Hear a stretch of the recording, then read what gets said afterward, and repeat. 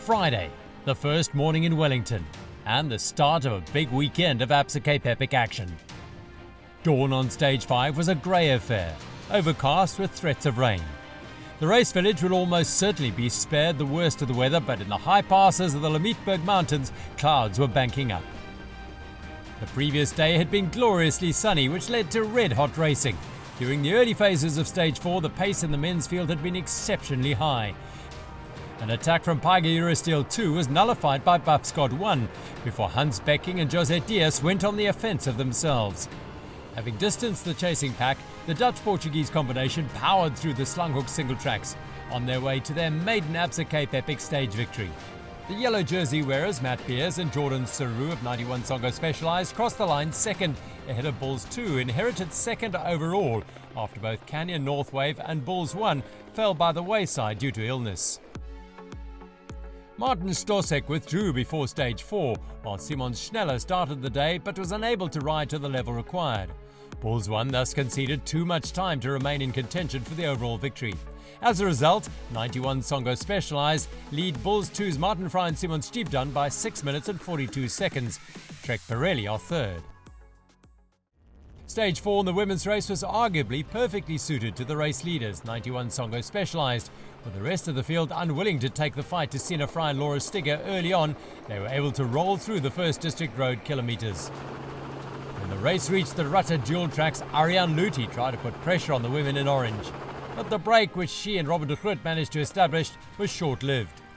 On the toughest climb of the stage, 91 Songo Specialized first ran and then rode away from their rivals, adding another 4 minutes to their overall lead.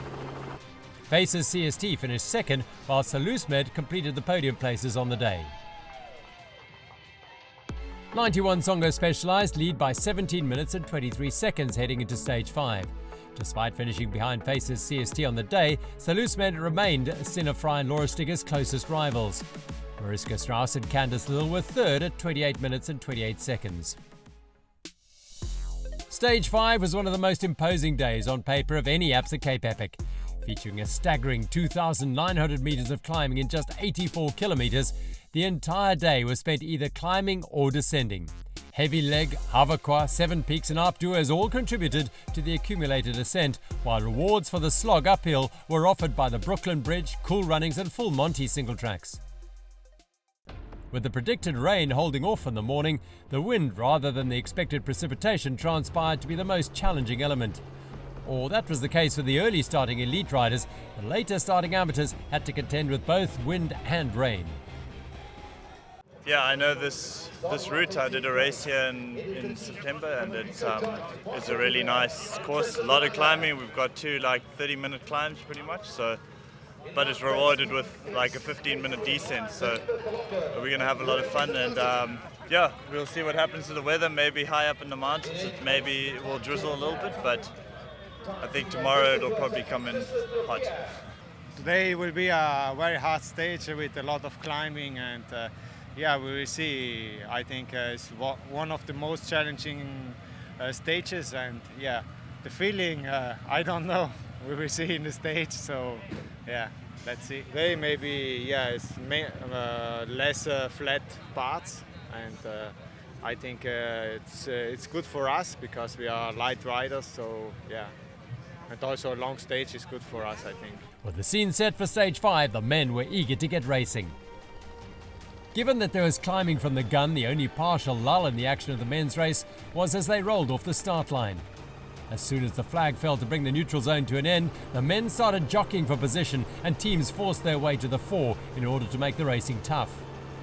Trek Pirelli, Samueli Porro and Fabian Rappensteiner were among the primary protagonists. Back on the fields of CPUT's Wellington campus, the women were awaiting the starters' orders. Look, we just gonna keep a nice pace. I really look forward to this stage. It's a real marathon stage, kind of a little bit what I'm used from home, from Switzerland. So yeah, I'm very positive about the stage and look forward to it. Yeah, like you will see during the race, we're of course we want to ride safe, but we're also looking how we feel and what we're doing and what the situation look like. Given the route profile, the start-finish straight was probably the longest flat section on the entire Stage 5 route. Thus, it was unsurprising that the women eased into the day at a relatively relaxed pace. Covering the early kilometres without expending unnecessary energy was a shared plan, because what lay ahead would require virtually every ounce of the team's remaining reserves. Cognizant of the tabulations ahead, 91 Songo Specialized were happy to leave the pacemaking to their rivals. The men's race leaders were similarly comfortable to let the contenders for the general classification title set the tempo on the first climb of the day. Trek Pirelli were the first team to come to the fore, driving up the pace and stretching the field. This shelled minor squads out the back of the group at regular intervals as they opted for stage survival over fighting to stay with the favourites for longer than was wise. One of the riders who had to make that decision was EF Education Nippo's Lachlan Morton. Team Bulls were looking slightly better than the day before, but Simon Schneller was still feeling flat after his battle with the stomach bug. He and Urs Huber were simply riding to finish the stage. 3 Absa African category teams had made the front split. Along with the red jersey wearing Page Eurosteel 2 were Type Dev Nanotime and Imbuko Giant. A moment of lost concentration by Vessel Buerter of Type Dev Nanotime nearly put both of Page Eurosteel 2's closest rivals out of the race. Having taken a corner, a stick got hooked on his spoke, sending Buerter spectacularly over the bars. Behind him, Tristan de Lange was unable to avoid the cartwheeling bike and prone rider. The crash and the first of the day's 5 significant climbs caused the lead group to be trimmed down from 8 to 5 teams, with Page Eurosteel, Type Dev Nanotime and Imbuko Giant not making the split. Led by 91 Songo Specialized Matt Beers, the front selection included Bulls 2, Trek Pirelli, Buff Scott 1 and 2. A minor tumble for Buff Scott 2 then put them out of the running for stage honours. Jose Ruiz emerged from the forest bloodied but still able to ride to the finish, though he and Enrique Vergara would not be able to help Hans Becking and Jose Diaz in Buff Scott 1's quest to double up on stage wins. Any dreams of success would have to be backed by superb climbing legs, as there was still 2,000 metres of elevation to gain. Stage 5's route may have featured climbing from the off, but it did ease into it slightly. The first 5 kilometres were uphill but not strenuous, and as such the women's field completed them together. It was only once the course left the lower vineyards and aimed for the old plantations above Wellington that the racing got properly tough. On the first significant climb of the day, Adelaide Morath ensured that only the top 5 teams on general classification remained in the select group. Amy McDougall had to give Jenny Stennehaag a helping hand to keep the Fairtree team in contention, though that was a worrying sign given the volume of climbing still to come.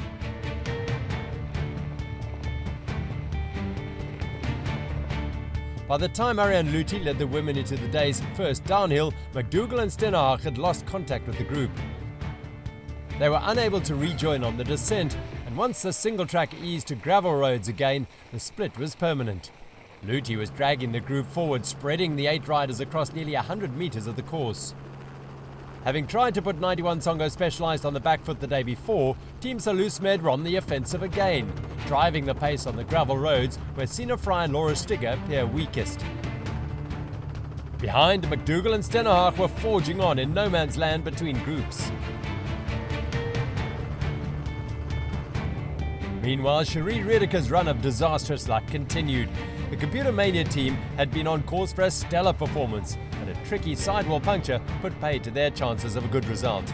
Adelaide Morath had to return to aid her, but due to the nature of the puncture on the edge of the rim, it required more attention at the first tech zone. Having conquered 2 of the day's 5 climbs, the men were charging through the stage. This was enlarged due to Bulls 2's familiarity with the trails. The German team used Paarl and Wellington as their base for December training camps when they escaped the European winter for the blistering heat of the South African summer. On long training rides, Simon Steve-Jonas covered the vast majority of the region's trails. As such, he was well acquainted with the Brooklyn Bridge single-track descent and climb. He led Fabian Ravensteiner, Matt Beers, Jordan Saru, Samuel Poro, Martin Fry, Jose Diaz and Hans Becking up the single-track ascent towards the summit of the day's 3rd climb. There were no signs of weakness in the group as yet, however, and it looked like the day would be won by a ferocious attack rather than a steady accumulation of fatigue. Perhaps surprisingly, given that the event was nearing its closing phases, the main protagonists still appeared remarkably fresh. Buff Scott 2 and BMC KTM were also climbing well still, though Jose Ruiz and Enrique Vigara, along with Filippo Colombo and Yuri Zanotti, were unable to close the gap to the teams ahead. Simon Stevjan's pace on the front was unrelenting, but with Martin Fry trapped far down the strung-out group, the Bulls 2 team were unable to exploit the situation. Rather, they had to bide their time, waiting for an opportunity to present itself. Due to the placing within the group, the only team at risk was the Buff Scott team of Hans Becking and Jose Diaz. The pair had raced to stage honours the day before and would surely be feeling the exertions of the solo stampede to Fodini. It was only so far that adrenaline can carry riders of the Absa Cape Epic. Racing to the high of a stage victory can easily lead to a crash in energy the next day. As yet, though, Becking and Diaz were showing no signs of succumbing to that particular issue. They appeared to be perfectly pacing their efforts, remaining resolutely on the wheel ahead, conserving mental as well as physical energy by letting their rivals set the tempo and choose the lines through the technical trails. On the descent of Cool Running, Simon Stevjan's local knowledge proved exceptionally valuable. The German was able to extend the group behind him as he flew through the trails, putting pressure on his rivals to follow his madcap drop towards the valley far below. While he was comfortable taking risks, his companions were a little more reticent. Despite this, with under 20 kilometers to race, the 4 teams regrouped once more on the valley roads.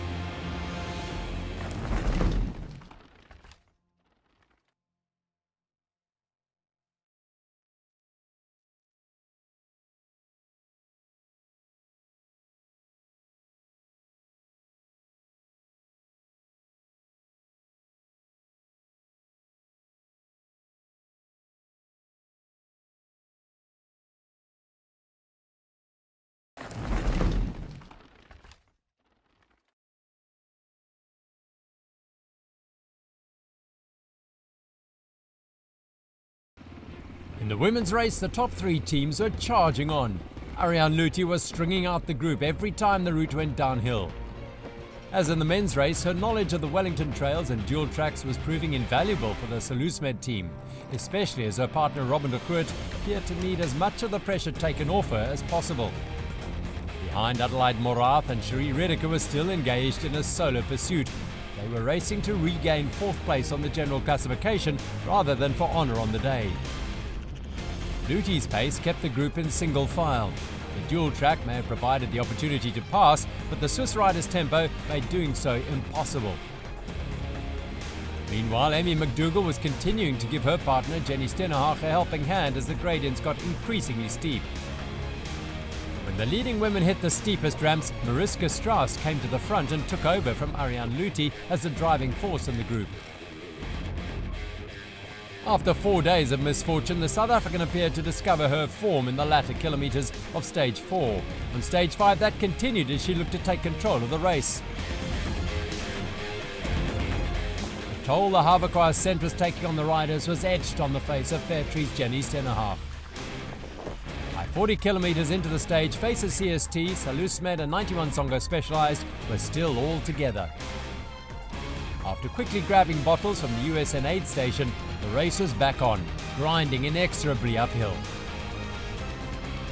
Having patiently waited for their time to strike, Laura Stigger and Sina Fry made their move soon after the water point. One burst of acceleration from the Austrian was enough to distance Ariane Luthi and Robin de Groot. Mariska Strauss and Candice Lill were able to match the 91 Songo Specialized pair over the summit and follow them through the descent that followed. Trails pointed uphill again, Faces CST dug deep to stay with the women in orange. Ariane Luthi and Robin de Groot were more cautious in their pursuit. It was clear that something was troubling the South African and the Salusmed partner had to take up a shepherding role. With the cross-country specialists charging down Cool Runnings, Luthi and de Groot's chances of regaining contact were slim to none. Sina Fry, the Tokyo silver medalist, was leading the group and showcasing her full array of single-track skills.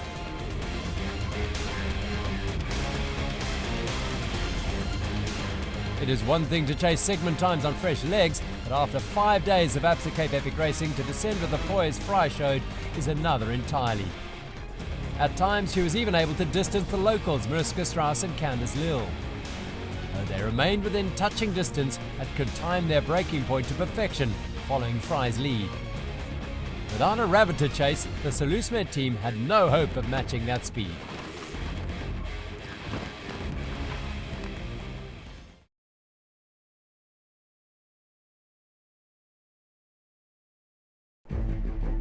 Up the trail in the men's race, the four-way battle for stage honours was still underway. Simon Sibjan had been pulling for what seemed like half the stage, but a shake-up was imminent.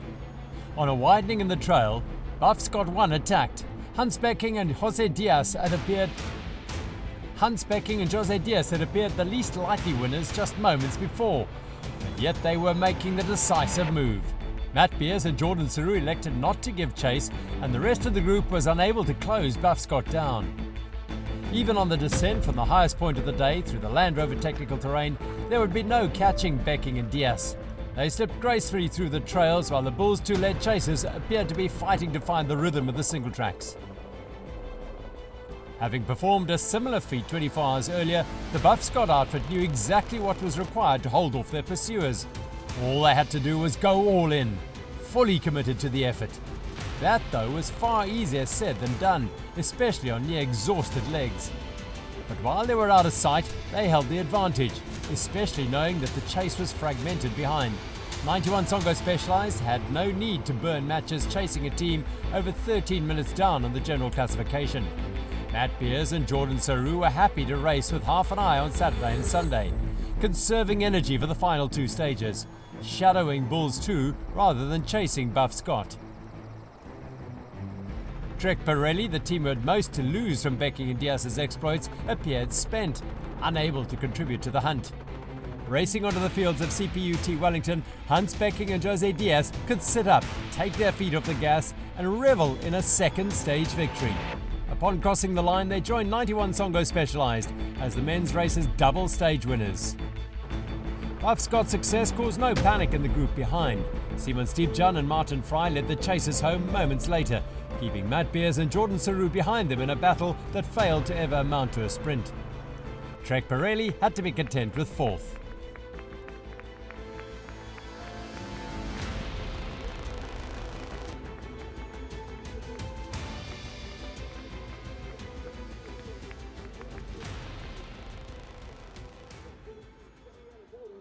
Yeah, the tempo was quite steady all day. Stevie put a really solid, like a tempo that slowly empties your battery. And I know there was like one climb left on the graphic. And yeah, I asked Jose again, do you feel good today? And normally I got the answer, so, it's okay. And now the answer was, I feel good. So I think then the last climb we took it and we just went like we do always, full gas to the finish, and super happy to win the second stage already. Yeah, still special. One more day done, and today was a really hard stage because the elevation was really high, and we just had to follow the guys in the front, but we couldn't manage to win today. But for us it's not so important. It's just the leader's jersey is really important. So I had fun, but I suffered today. So happy to be 2 days closer to the finish. Buff Scott 1's second stage win was concluded in a time of 3 hours, 56 minutes and 4 seconds. Bulls 2 and 91 Songo Specialized followed each other across the finish line in close formation, giving up 1 minute and 32 seconds and 1 minute and 34 seconds respectively.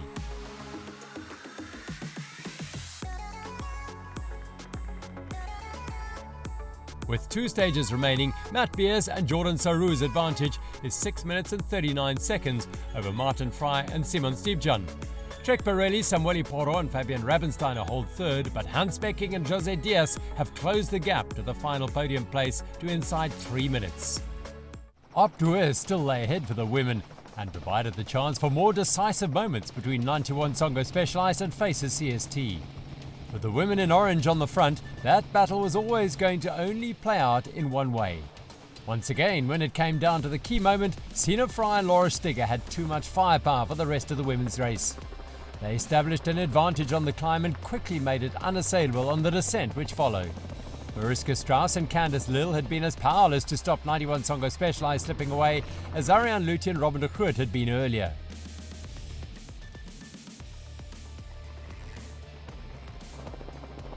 Fry and Stigger raced through the final smooth dual tracks and secured their 6th Absa Cape Epic stage victory. With 2 days remaining, the primary point of interest now is if the 91 Songo Specialized pair can make history and complete a clean sweep of stage wins. Mariska Strauss and Candice Lill crossed the finish line in second. Ariane Lüthi and Robin de Groot completed the podium places on the day after struggling through the final kilometres. Mariska and I had a fantastic day today. We just rode so in sync and so well. The previous days it's kind of been like one or the other suffering and we've helped each other along. But today everything came together super well and we rode so nicely together. It was actually a lot of fun. But yeah, so I mean obviously to have such a great day out, make such a dent in GC, we are so happy, and yeah, tomorrow is another time to put the hammer down together. 4 hours 51 minutes and 16 seconds with 91 Songo Specialized winning time. Faces CST were just 1 minute and 43 seconds behind the winners, which was their best effort since the prologue. Team Salusmed gave up nearly 11.5 minutes to the victors, but more importantly, the best part of 10 minutes to the red jersey wearers. With 2 stages left, Sina Fry and Laura Stigger lead by 28 minutes and 51 seconds. The gap between second and third is down to just 1 minute and 21 seconds. Ariane Lüthi and Robin de Groot did just enough on stage 5 to hold their position ahead of Candice Lill and Mariska Strauss, though that could well change on stage 6. On the penultimate day of the 2021 Absa Cape Epic, stage 6 sees some changes being made to the originally planned 90km route. The course still starts and finishes in Wellington and ventures further afield than the loop on stage 5 did. The day begins by heading north through wine farms and across a series of short but brutal vineyard climbs. Once the route turns south, there are single tracks aplenty, especially on the wild boar trails. Following the local trail network into the Velven Pass Valley, true grit, the Land Rover technical terrain awaits. A few small changes then see some of the newer, less established single tracks being removed, as route director Henrico Berger explains. We're expecting a lot of rain during the night. In windy situation, but the rain is our biggest worry. They're looking in forecasting roughly about 32 millimeters in a fairly short time.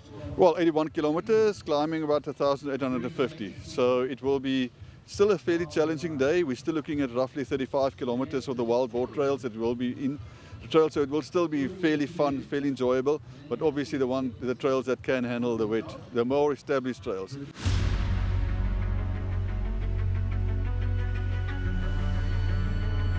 3, 2, 1, and our UCR men are up into the mountains.